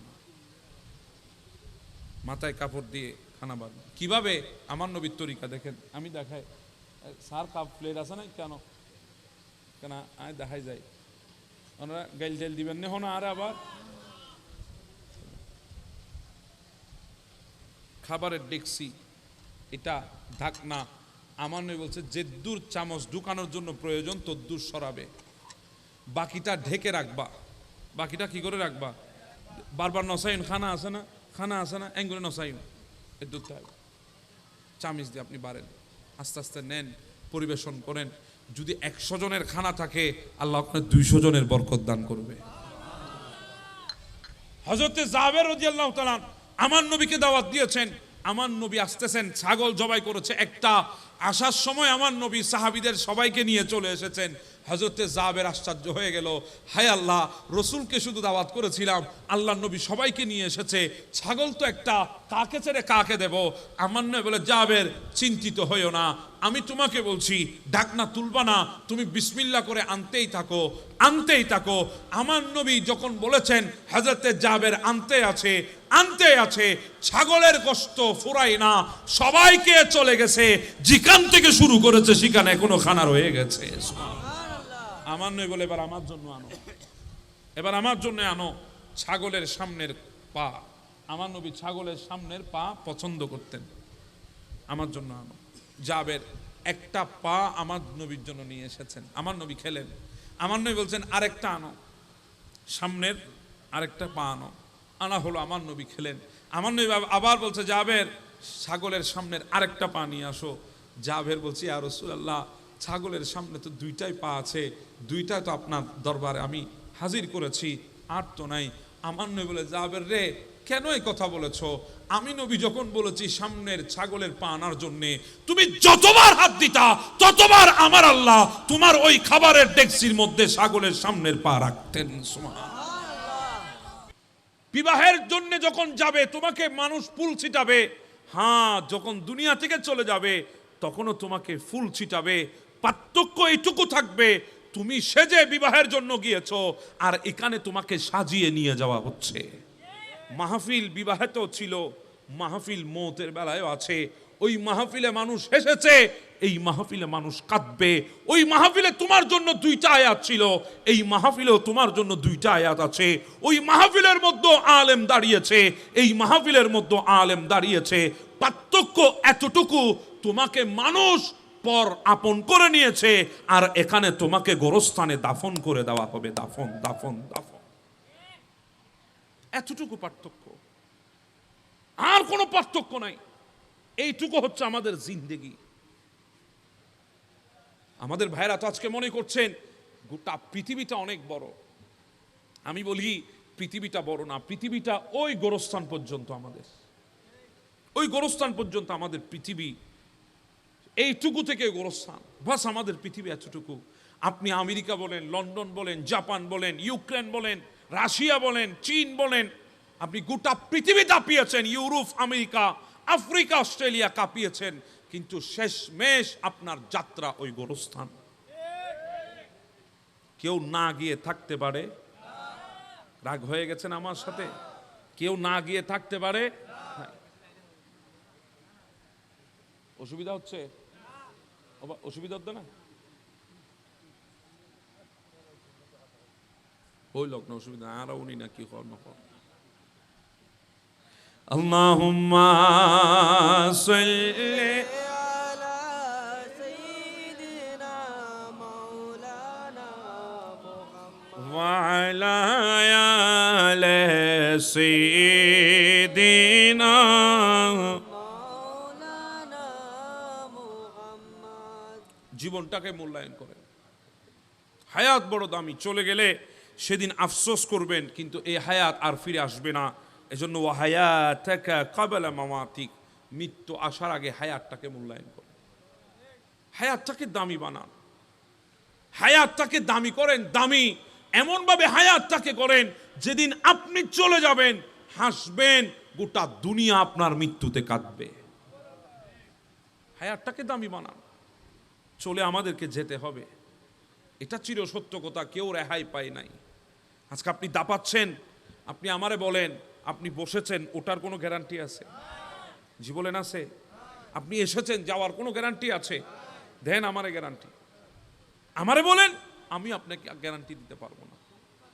আরে আমরা আরো হাসি, কেন হাসি জানেন? ওই আমাদের দেশে কিছু চায়না জিনিস বের হয়েছে, চায়না মাল আছে না, চায়না মাল বের হয়েছে, আমরা হাসি মাঝে মাঝে, কারণ চায়না মালের কোনো কি নাই, গ্যারান্টি নাই। আমি যদি বলি এখন, হয়তো রাগ করতেই পারেন, আমরা চায়না মালের চাইতে খারাপ। চায়না মাল যেটার গ্যারান্টি নাই সেটা 5 দিন হলেও টিকে, কমাস কম 10 দিন হলেও টিকে। আমরা তো ওই চায়না মালের চাইতে খারাপ, একটা সেকেন্ডের গ্যারান্টি নেই। একটা সেকেন্ডের গ্যারান্টি আপনি আমাকে দিতে পারবেন না। দুনিয়া থেকে আমাদেরকে চলে যেতে হবে। এজন্য হায়াতটাকে মূল্যায়ন করেন। কিভাবে মূল্যায়ন করবেন হায়াতটাকে? আপনি ওই মালিকের দরবারে ইবাদতে জিন্দেগি কাটিয়ে দেন। আপনার যৌবনটাকে ইবাদতের মধ্যে কাটান। এই যৌবনটা যখন ইবাদতের মধ্যে আপনার কাটবে, বার্ধক্য যখন আসবে আর ইবাদতে দাঁড়াতে পারবেন না। আছে না সময় আপনি ইবাদতে মনে হচ্ছে একটু মসজিদে যায়, যেতে পারবেন না। মনে হচ্ছে একটু নামাজে দাঁড়াতে পারবেন না। মনে হচ্ছে একটু উজু করি, করতে পারবেন না। সময় এমনটা আসবে, সে সময় ফেরেশতারা ডাক দিয়ে বলবে, আল্লাহ কি লিখতাম বান্দার আমল নামায়, তোমার বান্দার ইচ্ছা আছে কিন্তু শরীর দিচ্ছে না, তোমার বান্দার নিয়ত আছে কিন্তু শরীর তাকে সহযোগিতা করছে না, আজকে দাঁড়াইতে পারছে না, এখন কি করব আল্লাহ? তখন আল্লাহ বলে, ও আমার ফেরেশতা, আমার এই বান্দার যৌবনকালের বালাম খাতাটা আমলের উল্টায়ে দেখ, সেখানের মধ্যে কি আছে। যখন ফেরেশতারা দেখবে যৌবনকালে এই বান্দা আল্লাহর দরবারে সিজদায় পড়েছিল, যৌবনকালে এই বান্দা দিলটা মসজিদের সাথে লাগাইছিল, যৌবনকালে এই বান্দা আল্লাহর দরবারে নিজেকে নামাজের মধ্যে দণ্ডায়মান করে কিয়াম রুকু সিজদা করেছে, ফেরেশতারা যখন আল্লাহকে বলবে, আল্লাহ যৌবনটা আপনার ইবাদতে কাটিয়েছে, আল্লাহ বলছে বৃদ্ধকালে পারছে না, নিয়ত তো আছে, অসুবিধা নাই, যৌবনের ইবাদতে যেভাবে সওয়াব লিখেছো এখনো সেভাবে প্রতি ওয়াক্তের মধ্যে সওয়াব লিখতে থাকো, লিখতে থাকো, লিখতে থাকো। আর যৌবনকে যখন মূল্যায়ন করেন নাই, বার্ধক্য যখন চেপে বসেছে আর দাঁড়াতে পারছেন না, বালাম খাতা উল্টায় যদি দেখে যৌবনটা কাটিয়েছেন চায়ের দোকানে, যৌবনটা কাটিয়েছেন অশ্লীল কাজে, ফাহশা কাজে, যৌবনটা কাটিয়েছেন বন্ধু বান্ধবের আড্ডাতে, তখন আল্লাহ বলবে, ও ফেরেশতা, যৌবন যখন ছিল, শক্তি যখন ছিল, আমারে ডাকে নাই সে, আমি মওলাকে চিনে নাই সে, তার যৌবনটা আমার কাজে সে লাগাই নাই, আজকে বার্ধক্যতে ইচ্ছা থাকলেও কি আর না থাকলেও কি, তখন গুনাহ লেখা হবে আমাদের। সেজন্য বলছি এই হায়াতটাকে মূল্যায়ন করেন। হায়াতটাকে যখন আপনি হায়াতটাকে মূল্যায়ন করবেন, আল্লাহর দরবারে সিজদায় দিয়ে যখন জিন্দেগি কাটাবেন, তখন আমার আল্লাহ ডাক দিয়ে বলে, হাদা আব্দি হাক্কা, ও ফেরেশতা তাকিয়ে দেখ, এরাই আমার পারফেক্ট বান্দা, এরাই আমার পারফেক্ট বান্দা, ইন্নী উবাহিয়া বিহিল মালাইকা, তখন আল্লাহ ফেরেশতাদের সামনে আমাদেরকে নিয়ে গর্ব করেন। সুবহানাল্লাহ। কাদের সামনে? ফেরেশতাদের সামনে আল্লাহ আমাদেরকে নিয়ে গর্ব করেন। এজন্য বলছি, আজকে আপনি যৌবন পেয়েছেন, আপনার এই যৌবন আপনাকে আজকে এত সুন্দর লাগতেছে। অনেক ভাইয়েরা আছে না, দেখতে কত সুন্দর লাগে, আল্লাযী খালাকা ফাসাওয়াকা ফাআদালা, এত সুন্দর যে বডি আপনার, সুঠাম দেহ, এই দেহটা কে আপনাকে দিয়েছেন? জি বলেন না, কে? আল্লাহ। আপনি আজকে জিমে গিয়ে, আমাদের ছেলেরা অনেকে আছে না, জিমের মধ্যে গিয়ে কি করে, লোহাল গায়ে আছে না, জিমে গিয়ে ব্যায়াম করে, বডি বিল্ডিং করে, বডি বিল্ডার হয়, নিজের শরীরকে সুন্দর করে। হায় হায়, সে জানে না এই সুন্দর শরীরটা ওই জিমওয়ালা দেয় নাই, ওই মওলা দান করেছে, ওই আল্লাহ দিয়েছে এই সুন্দর শরীর। এখানে অনেক মানুষ আছে এক বাহুতে অনেকগুলা জিনিস নিয়ে ফেলতো। আমরা দেখেছি, আপনি তো জিমে গিয়েছেন, জিম করছেন, লোহা নিয়ে নিয়ে জিম করছেন, বিভিন্ন ডাম্বল নিয়ে নিয়ে জিম করছেন, কিন্তু আপনি জানেন না এখানে এমন বুড়া বুড়া মানুষ আছে, সাদা দাড়িওয়ালা আছে, যারা ওই ধান ক্ষেত থেকে ধানের ভার নিজের কাঁধের উপর নিয়ে 2-3টা পূজা নিয়ে নিজের কাঁধের উপর ঘরের উঠানে নিয়ে আসতো। আপনি হাজারো বডি বিল্ডার হয়েছেন, এখনো একটা ধানের ভার নেওয়ার শক্তি আপনার হয় নাই। আপনার চাইতো আরো বেশি শক্তিমান এই মুরব্বীরা ছিল, সাদা দাড়িওয়ালা মানুষগুলা ছিল। আজকে জিজ্ঞাসা করেন যৌবনটা কোথায় গিয়েছে, ইনারা বলবে চোখ খুলেছি, যৌবনের শক্তি দেখেছি, চোখ বন্ধ করার আগেই যৌবন চলে বার্ধক্যে পৌঁছে গেছি। কথা বলেন ঠিক না? হ্যাঁ, আজকে এই শরীর নিয়ে আপনি এত অহংকার, এত গর্ব, ছোট্ট একটা অসুখে আপনাকে মুহূর্তের মধ্যে কাবু করে ফেলবে। আছে না বান্দা?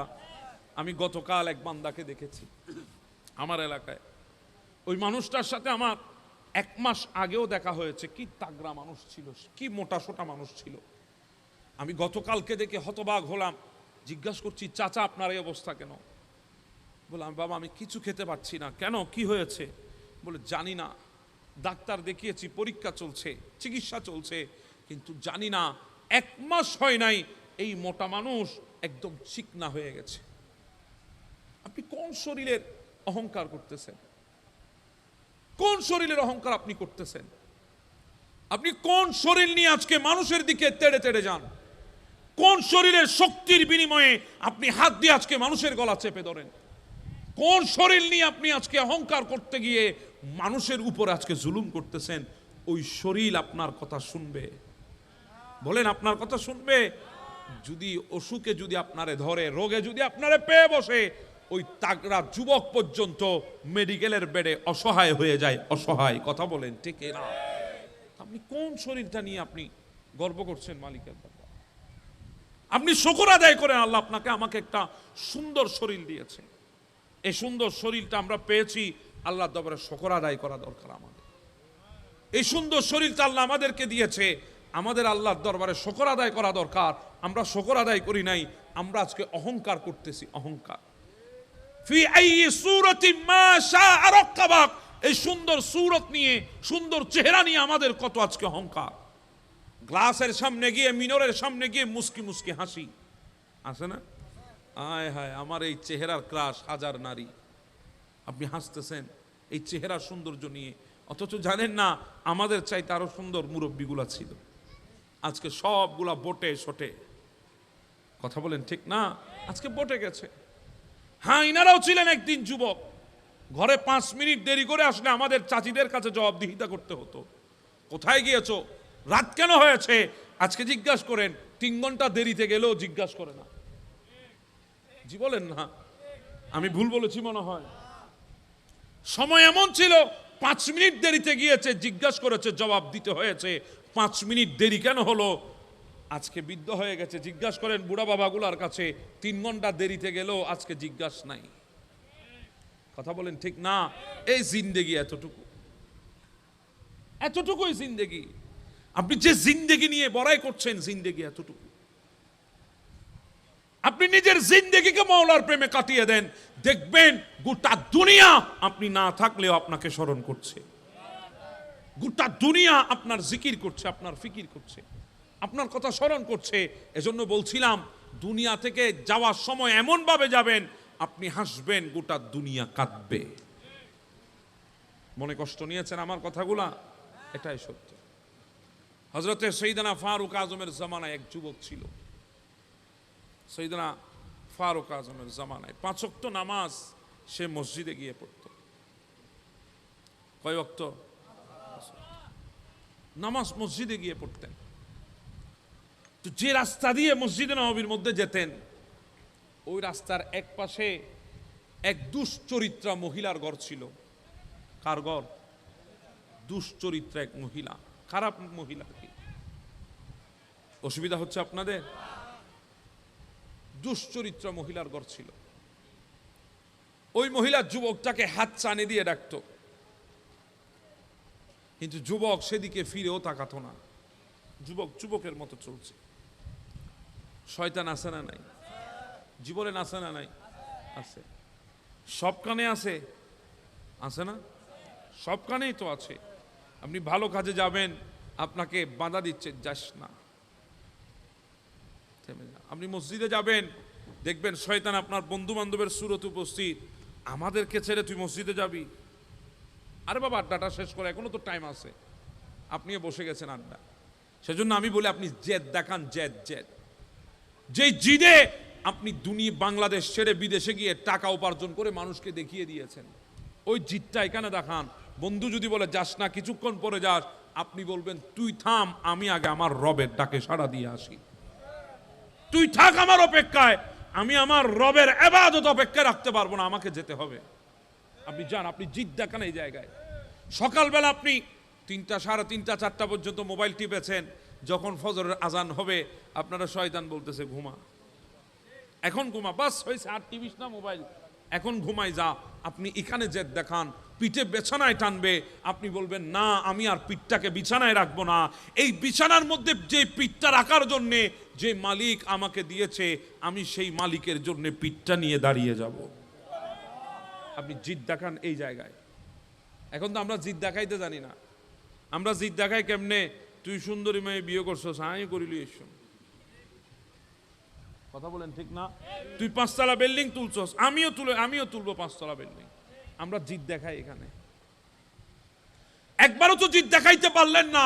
একজন বান্দা 5 ওয়াক্ত নামাজ মসজিদে পড়ে, আমি কেন পারি না, আমাকেও পারতে হবে। আমি এই জায়গায় তো জিদ দেখাইলাম না। জিদ এখানে দেখান যেখানে সফলতা আছে। আপনি তো সফলতা এখন দুনিয়ার মধ্যে খুঁজতেছেন, আপনি জানেন না সফলতা কোথায় আছে। দৈনিক 5 ওয়াক্তে 5 বার মুয়াজ্জিন আপনাকে ডাক দিচ্ছে, 10 বার ডাক দিচ্ছে 5 বারের মধ্যে। 5 বার আজানে 10 বার ডাক আসতেছে, হাইয়া আলাল ফালাহ, আয় কল্যাণের জন্য আয়, সফলতার জন্য আয়। সফলতা দুনিয়ায় না, সফলতা আল্লাহর ঘর মসজিদের মধ্যে আছে। যুবক মসজিদে যাচ্ছে, হাতছানি দিয়ে ডাকে, চোখ ফিরায় না, নজরও দেয় না, মসজিদে যায়। শয়তান একদিন চেপে বসেছে। ওই মেয়ের হাতছানিতে একদিন ছেলের মন গলে গেছে। যৌবন ভেতরে, যৌবন আছে, যৌবনের একটা তাড়া আছে না নাই আছে। যুবক আস্তে আস্তে মেয়েটার পাশে ঘেঁষতে লাগলো। এভাবে কয়েকদিন কথাবার্তা হলো। হঠাৎ একদিন মেয়েটা তাকে অফার দিল, আজকের রাত যখন গভীর হবে আসবা আমার ঘরে, আমি সেজে গুজে বসে থাকবো। বেয়াদবি মাফ করবেন, এটা তাফসীর ইবনে কাসীরের মধ্যে বর্ণনা হচ্ছে। আসবা আমার ঘরে, আমি সেজে গুজে বসে থাকবো। আমার যৌবন তোমার জন্য আমি আজকে উজাড় করে দেব, তোমার যৌবন তুমি আমার জন্য আজকে উজাড় করে দেবে। নাউজুবিল্লাহ। ওই বান্দা বলে ঠিক আছে, অসুবিধা নাই। যাচ্ছে ঘরে, মনে মনে চিন্তা করছে, জিন্দেগিতে তো মা বাবার সাথে কোনোদিন মিথ্যা কথা বলি নাই। আজকে গভীর রাতে বের হলে মা বাবাকে কি বলে বের হব, কি বলবো আমি তাদেরকে। আজকে শয়তান তার রেডিমেড কথা তৈরি করে দিয়েছে। সে মিথ্যা বলেছে মা বাবাকে। বাবাও চিন্তা করেছে জিন্দেগিতে শয়তান কোনোদিন এত রাতে বের হয় নাই। আজকে যখন অনুমতি চাচ্ছে, নিশ্চয়ই কোনো না কোনো গুরুত্বপূর্ণ কাজ অনুমতি দিয়েছে। ওই যুবক যাচ্ছে ওই মেয়েটার ঘরে দিকে রওনা হয়েছে। ওই মেয়েটা বসে আছে অপেক্ষায়। অনেকক্ষণ হয়ে গেছে, ওই যুবকটা আসে না। মেয়েটা বলে, কিরে বাবা, এতক্ষণ তো চলে আসার কথা, আসছে না কেন? ঘরের দরজাটা খুলে একটু বাহিরে গিয়ে দেখছে যুবকটা তার ঘরের চৌকাটে বেহুশ হয়ে পড়ে আছে। যুবকটা ঘরের সামনে বেহুশ হয়ে পড়ে আছে। মেয়েটা দেখে ভয় পেয়ে গেছে। তার বান্ধবী সেহেলিয়াকে ডাক দিয়েছে, এদিকে আয়, এরে ধরে তাড়াতাড়ি তার ঘরের সামনে দিয়ে আয়, যদি মারা টারা যায় আমি তো ফেসে যাব। তাড়াতাড়ি ধরে দিয়ে এসেছে ঘরের সামনে। বলেন, যেই ঘরের যুবক সন্তান বাহিরে, মা বাবার চোখে ঘুম আছে? জি বলেন, ঘুম আছে? মা ঘুমায় না, বাবাও ঘুমায় না। মা কিছুক্ষণ পর পর বাবাকে বলে, সন্তান কোথায় দেখো না একটু। বাবা বলে আসবে। মাকে সান্ত্বনা দেয়, কিন্তু মূলত বাবার হৃদয়ের মধ্যে টেনশন কাজ করতেছে, কিন্তু বুঝতে দেয় না মাকে। বলে, তুমি একটু বেশি চিন্তা করো। চিন্তা করি না, ছেলে তো বড় হয়েছে, আসবে হয়তো। কিন্তু এই হয়তোর মধ্যে বাবার চিন্তা আরো বেশি। কথা বলেন ঠিক না? বসে আছে, অনেকক্ষণ হয়ে গেছে। মা বলে, এবার একটু বাইরে গিয়ে দেখো না। ঘরের দরজা খুলে দেখছে সন্তান চৌকাটের মধ্যে পড়ে আছে। তাড়াতাড়ি ধরে ঘরের ভেতর এনে জ্ঞান ফিরে আসলো। বাবা, কি হয়েছে তোমার? তুমি বেহুশ হয়ে গেছে কেন? বলে, বাবা অনেক লম্বা কথা। বলে, কথাটা বলো না। বলে, বাবা জিন্দেগিতে তোমাদের সাথে প্রথম মিথ্যা বলে গিয়েছিলাম। কোথায় গিয়েছিলা? এক দুশ্চরিত্রা মহিলার সাথে দেখা করতে। সে আমাকে অফার দিয়েছে, আমি তার অফার লুপে নিয়েছি, আমি গিয়েছি সেখানে। তুমি বেহুশ অবস্থায় ঘরের চৌকাটে কেমনে আসলা? বলে, বাবা আমি যখন তার ঘরের চৌকাটে গেলাম, বারবার উপরের দিকে তাকালাম, হঠাৎ করে উপর থেকে আওয়াজ হচ্ছে, ইত্তাকুল্লাহ। কাকে ভয় করো? আল্লাহকে ভয় করো। বাবা এই শব্দটা যখন আমার কানে এসেছে, আমার হৃদয়ের মধ্যে একটা কম্পন সৃষ্টি হয়ে গেছে। সহ্য করতে পারি নাই ওই কম্পন, জমিনে বেহুশ হয়ে পড়ে গেছি। এরপরে কি হয়েছে বাবা আমি জানি না, আমি কেমনে আসলাম এখানে। এই কথাগুলো বলতে না বলতে যুবকটা দুনিয়া থেকে বিদায় হয়ে গেছে, মারা গেছে। যুবকটা যখন দুনিয়া থেকে চলে গেল, বাবা তার জানাজা দিয়েছে, দাফন করেছে। এদিকে ফারুক আজম জিজ্ঞাসা করছে, কিরে বাবা, একটা যুবক আসতো 5 ওয়াক্ত নামাজ মসজিদে নববীতে আদায় করতো, ওই ছেলেটাকে আজকে কয়েকদিন দেখছি না। তখন একজন ডাক দিয়ে বলে, হুজুর ওই ছেলেটা তো মারা গেছে। ফারুক আজম তাড়াতাড়ি বের হয়ে তার ঘরের দুয়ারে গেল, ডাক দিয়েছে তার বাবাকে, বলে তোমার সন্তানের কবর কোথায়? বলে হুজুর ওই গোরস্থানের ওই কবরে, ওখানে আমার সন্তানের কবর। ফারুক আজম কবরের পাশে গিয়েছে, গিয়ে ফারুক আজম বলছেন, যারা আল্লাহর হৃদয়ের মধ্যে আল্লাহর ভয় থাকবে, আল্লাহ তাদেরকে একটা জান্নাত না দুইটা জান্নাত দান করবে। কয়টা জান্নাত? দুইটা। একটা না, কয়টা? দুইটা জান্নাত দান করবে। এই কথাটা ফারুক আজম কবরের উপরে দাঁড়িয়ে বলতেছে, আর ভেতর থেকে আওয়াজ আসতেছে, ওগো আমিরুল মুমিনিন ফারুক আজম রাদিয়াল্লাহু তাআলা, আপনি তো বলছেন আল্লাহ আমাকে দুইটা জান্নাত দেবে যাদের হৃদয়ে আল্লাহর ভয় আছে। আপনি তো বলছেন, কিন্তু আমার আল্লাহ অলরেডি আমাকে দুইটা জান্নাত দিয়ে ফেলেছে। কার ভয়? যৌবনের বেলায় আল্লাহকে ভয় করেন, আল্লাহর ভয় হৃদয়ের মধ্যে স্থান দেন।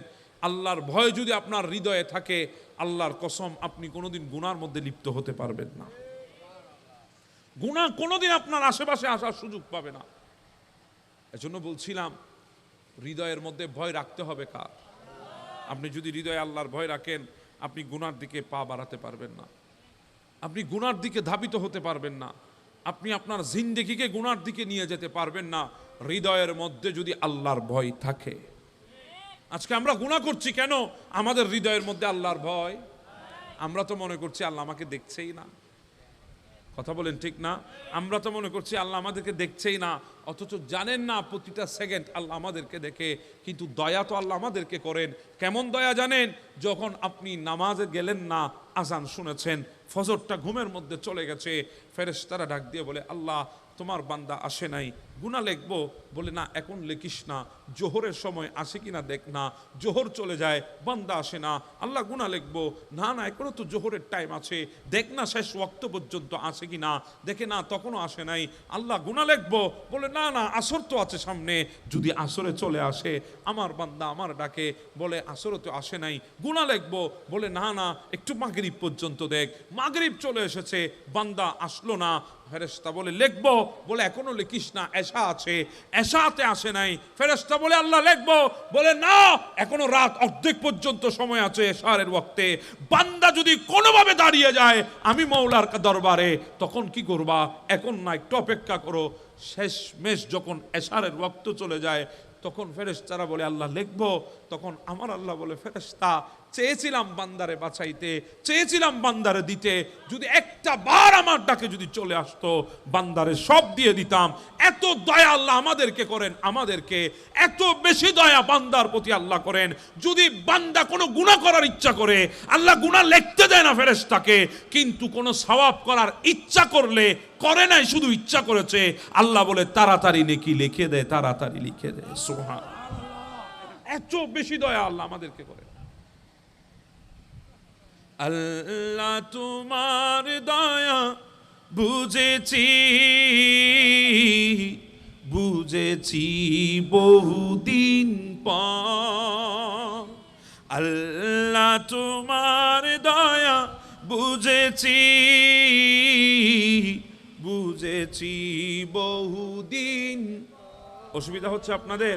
একটু মুখে মুখে বলেন না, আল্লাহ তোমার দয়া বুঝেছি,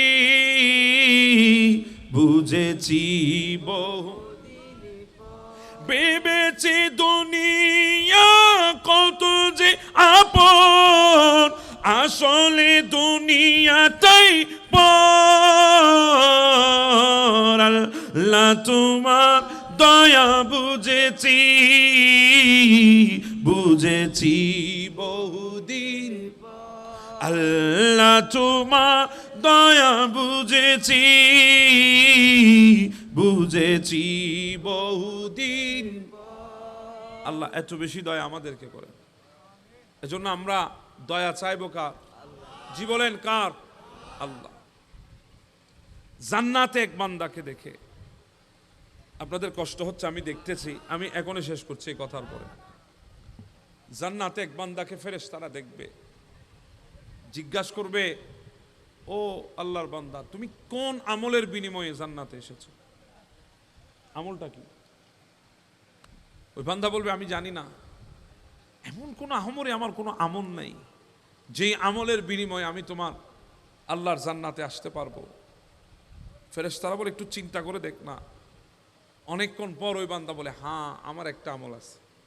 কি আমল?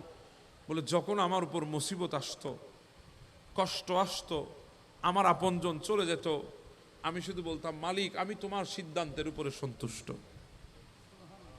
আল্লাহ তুমি যা করেছো ভালো করেছো। আল্লাহ আমি তোমার সিদ্ধান্তের উপর সন্তুষ্ট। আল্লাহ তুমি সিদ্ধান্ত নিয়েছো আমার জন্য সেটা ভালো হবে না, চলে গেছে আমার জীবন থেকে। আল্লাহ তোমার সিদ্ধান্ত ছিল সে আমার জন্য মঙ্গল হবে না, চলে গেছে আমার কাছ থেকে। আল্লাহ সিদ্ধান্ত তোমার ছিল আমার পাওয়া না পাওয়া, আমার চাওয়া না চাওয়া, আমাকে দেওয়া আর না দেওয়া, প্রত্যেকটা বিষয়ে সিদ্ধান্ত তোমার ছিল। আল্লাহ আমি তোমার সিদ্ধান্তের উপরে সন্তুষ্ট। এইটুকু আমার আমল ছিল, আর বেশি কিছু ছিল না। আল্লাহ হয়তো এই আমলে আমাকে জান্নাত দান করে দিয়েছেন। দেখেন প্রত্যেকটা ক্ষেত্রে সন্তুষ্ট কার উপর? জি বলেন না, কার উপর? আল্লাহর উপর। আল্লাহর উপর তাওয়াক্কুল করেন, জিন্দেগি আল্লাহর উপর সুপর্দ করেন। আপনি জিন্দেগি নিয়ে টেনশন করবেন না। জিন্দেগি দিয়েছেন কে? আল্লাহ। সেই জিন্দেগি কিভাবে চলবে সেটাও ব্যবস্থা করবেন কে? আল্লাহ। আপনি জিন্দেগি ছেড়ে দেন আল্লাহর হাওলায়, আল্লাহর উপর তাওয়াক্কুল করে আপনি জিন্দেগি কাটান। এই জিন্দেগির মধ্যে কোনো মুসিবত, কোনো বলা, কোনো কিছু আপনাকে আর হতাশ করতে পারবে না। আরে বাবা, আমরা তো হযরতে আইয়ুব আলাইহিস সালামের মতো সেই দুঃসময় এখনো আমাদের আসে নাই। রাজত্ব চলে গেছে এক রাতে, জিন্দেগি পাল্টে গেছে এক রাতে। সন্তান মারা গেছে চোখের সামনে, পশুর পাল, ব্যবসা বাণিজ্য সব দুলিশাত হয়ে গেছে এক রাতে। সব আল্লাহ নিয়ে নিয়েছেন। এরপরও একটা কথা বলেছেন, আলহামদুলিল্লাহ। কি বলেছেন? আজকে আলহামদুলিল্লাহ আছে আমাদের সমাজে। খাইতে বললে বিসমিল্লাহও নাই, খাওয়ার পরে আলহামদুলিল্লাহ। আরে বাবা, খাবার তো রাস্তার কুকুরও খায়। আমি তো মুমিন, আমার খাওয়া রাস্তার কুকুরের খাওয়ার মধ্যে বেশ কম থাকতে হবে। খাবার তো রাস্তার কুকুর বিড়ালে পর্যন্ত খায়, আমার খাবার তার খাবার মধ্যে তফাৎ আছে। আমি মুমিন, আমাকে বিসমিল্লাহ বলে শুরু করতে হবে। এখন দেখেন আমাদের সমাজের মধ্যে, আমি কথাগুলো বলছি, আপনারা হয়তো মনে কষ্ট পাচ্ছেন কিনা আমি জানি না। আমাদের সমাজে এমন আছে, আজকে দেখবেন তার রুজি রোজগারের মধ্যে কোনো কমতি নাই, ইনকাম অনেক বেড়ে গেছে। আগে 10,000 টাকা স্যালারি থাকলে এখন 20,000 টাকা, 40,000 টাকা পর্যন্ত তার মাসিক বেতন। আগে 1 লাখ টাকা কামাইলে এখন 2-3 লাখ টাকা কামায় এক রাতে, একদিনে। কথা বলেন ঠিক না? তাকে গিয়ে জিজ্ঞাসা করেন কেমন আছো, বলে বাবা এত বেশি ভালো নাই। কেন? বলে এটা এত টাকা কামায়, কোন দিকে যায় আল্লাহ বেহতর জানে। কথা বলেন ঠিক না? আগে গোটা ফ্যামিলিতে 10 জন ফ্যামিলি মেম্বার হলে একজনে কামাইতো, 9 জন বসে বসে খাইতো। এরপরও আমাদের বাবারা কিছু কিছু টাকা জমাইতে পারতো, সেভিং করতো, জায়গা সম্পদ কিনতো। আজকে 10 জনের মধ্যে 9 জন কামায়, এরপরও অভাব আর অভাব। কেন জানেন? আমাদের সমাজে, আমাদের দেশে ইনকাম বেড়েছে, বরকত চলে গেছে। কি চলে গেছে? ইনকাম এক জিনিস, বরকত আরেক জিনিস। বরকত টাকা দিয়ে পাওয়া যায় না। বরকত এখন ওই বরকতুল্লাহর নামের সাথে। আমাদের ঘরে আর কোনো বরকত নাই। কেন জানেন? আমাদের ঘরে বিসমিল্লাহ উঠে গেছে। আমরা এখন খাবার খাইতে বসি, বলেন না আমি ভুল বলছি মনে হয়? খাবার খাইতে বসেছি, কথা বলেন ঠিক না? আল্লাহ আছে না? আপনি আর আমার কথা বাদ দেন, ছোট ছোট ছেলে খায় না কেন? বলে না এখন খাবে না, তাকে মোবাইলটা দিলেই খাইতে বসবে। জি বলেন না, ঠিক না বেঠে? কি দিলে? কেন? এই ছোট ছেলেও বুঝি দুনিয়াতে এসে বুঝে গেছে মোবাইল আছে দুনিয়াতে? বলে না বুঝে নাই, আমি দিয়ে দিয়ে অভ্যাস করেছি। এখন মোবাইল না হলে সে আর খাইতে বসে না। আছে না নাই? জি বলেন আছে না নাই? খাবেন আপনি মোবাইল না দিলে। সে কি মায়ের গর্ভ থেকে মোবাইল দেখে এসেছে? মোবাইল সম্পর্কে জেনে এসেছে? না, আপনি দিয়ে তার অভ্যাস খারাপ করছেন। আপনি দিয়ে অভ্যাস খারাপ করেছেন। আপনি মা খাওয়াচ্ছেন, আপনি কোনোদিন বলেছেন সন্তানকে বাবা বিসমিল্লাহ বলো? শিক্ষা দিয়েছেন? আদত তো আপনি করেন নাই, অভ্যাস তো আপনি করান নাই। আপনার সন্তান বড় হয়েছে, আজকে বিসমিল্লাহ তার জুবান দিয়ে কোত্থেকে আসবে?